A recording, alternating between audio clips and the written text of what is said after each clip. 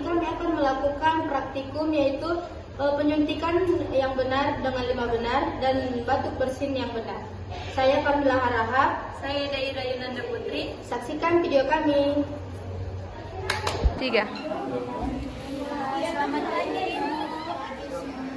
Perkenalkan Bu, saya Suster Daira. Di sini merawat Ibu dari jam 8 pagi sampai jam 2 siang. Apa benar Ibu Ada tangan bukan? Coba sebutkan awal lahirnya.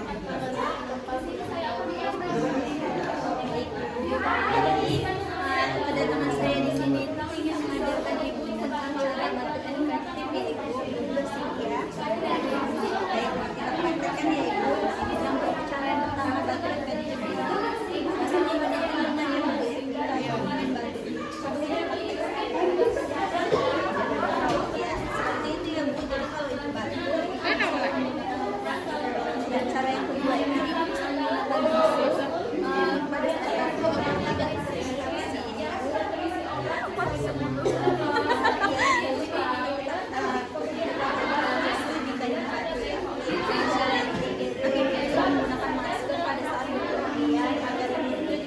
tidak yang lain dan tidak infeksi gitu.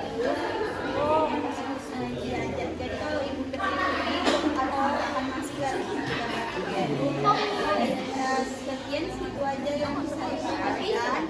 Nanti Ibu bisa mempraktikkannya. Kalau Ibu batuk, saya permisi dulu ya Ibu.